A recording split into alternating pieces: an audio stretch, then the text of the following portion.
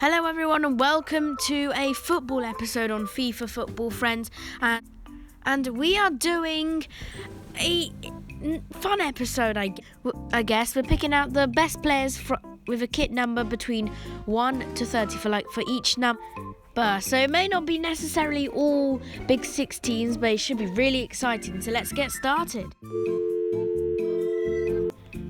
Hang on, ain't that part 1? This is part 2, isn't it? Yes, it is. And if you haven't seen the part 1 video, make sure you like it. And if you haven't already, subscribe and hit the bell for notifications. Welcome to part 2, where we're doing the best Premier League players from kit numbers from 11 to 20. So let's get cracking on.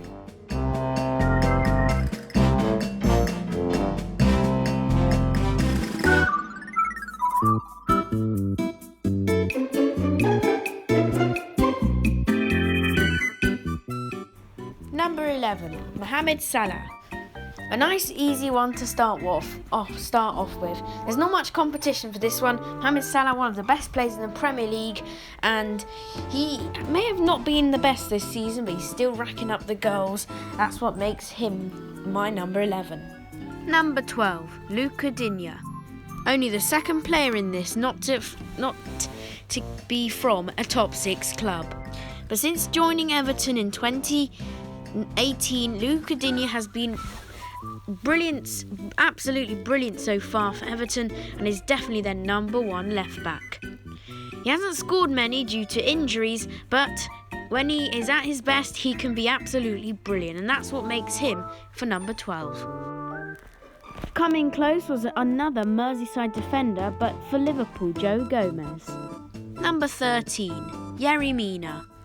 Another Everton player, but it could have easily been basically any backup goalie in the Premier League, like the beautiful bald-headed Lee Grant, or even the even more attractive Willy Caballero. Anyway, back to Mina. He may have done some defensive mistakes this season, but overall he's been brilliant and rock solid at the back for Everton this season. Number 14, Pierre-Emerick Aubameyang. This was definitely what I thought was one of the easiest decisions before I remembered about the injury hit Aymeric Laporte, but I had to go with Aubameyang. A lot of people seem to say that he's been carrying Arsenal for the past, basically since he joined, and I think that's a bit too far, but he's certainly been Arsenal's best player since he joined, and he's been brilliant this season. Also coming close, Jordan Henderson, who's growing into one of the most important figures of Liverpool. But coming the closest, Jesse Lingard. No, not really. Number 15, Harvey Barnes. To be honest, I never really heard of this guy until Brendan Rodgers took over, and now this guy, after his brilliant brace against Aston Villa, he has been absolutely incredible for Leicester this season. This guy has come up with lots of screamers, and I think he's just been incredible, and one of the reasons of Leicester's, Champions League push and why they've been so good this season. Alex Oxlade-Chamberlain came close for Liverpool. At least Eric Dyer can be a great bodyguard. No offence, Eric, you did well. Number 16, Abdoulaye Doucouré. Abdoulaye Doucouré has been a brilliant player for Watford this season, even possibly one of the best. He has been absolutely brilliant, and he's a bit like Neves for number 8. He scores a lot of screamers, and he's been very consistent for Watford this season. Coming close, though, was Manchester City's Rodri, who was kind of impressed this season, but not as much as I thought he would. And West Ham legend Mark Noble. Number 17, Kevin De Bruyne. Probably one of the easiest decisions of the episode. In my opinion, he is probably the best player in the Premier League right now. He is just absolutely stunning. His passes, his shooting is absolutely brilliant. But his work rate isn't as good as this legend. Christian Benteke, who deserves a mention in this video. Number 18. I had to decide between two, so let's see which one it is. It's either Diogo Jota or Giovanni Lo Celso, and it's...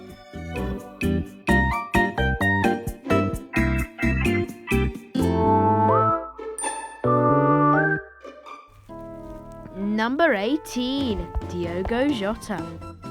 Yep, the decision came to Diogo Jota because of his importance to Wolves this season.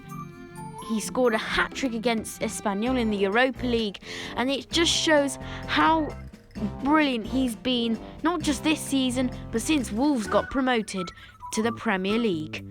He's also being linked with moves to big money clubs, and I can understand why. Lo Celso, however, has been brilliant. After a slow start to Tottenham, he's been brilliant for us this season, but I think Jota just edges this one. Number 19, Mason Mount. This guy has been one of the reasons why Chelsea are doing so well under Frank Lampard this season. He has been outstanding for them this season, and before Frank Lampard took over, I never really heard of him. All I knew that he played on loan for Derby, and that was it. But then when Frank Lampard took over at Chelsea, he immediately made an impact, and it's the rest is history. He's been absolutely brilliant, and he's definitely going to be one for the future. Coming close, though, Nicolas Pepe is starting to repay that 72 million fee from Lille that Arsenal paid. He's doing all he can to tempt me with brilliant poses, and he's even got a shop named after him, but he still doesn't get the prize. Number 20, Bernardo Silva. Bernardo Silva has been absolutely brilliant since joining Man City from Monaco. He has popped up with some spectacular curling shots, and he's, despite Riyad Mahrez's form, I still think he is the indispensable member on that right-hand side of the Man City side. He clinches the prize just in front of Dele Alli. And you could even say, based on form, this guy, Shkodran Mustafi, could even have a chance of claiming the prize. But ultimately, it's Bernardo Silva who claims the prize. So that is where we end our part 2. We will be doing part 3 soon. Make sure you like, subscribe, and hit the bell for notifications if you haven't already. Also, if you haven't already, check part 1 video out. It's from 1 to 10. And we'll see you then. Thanks for watching. Bye-bye.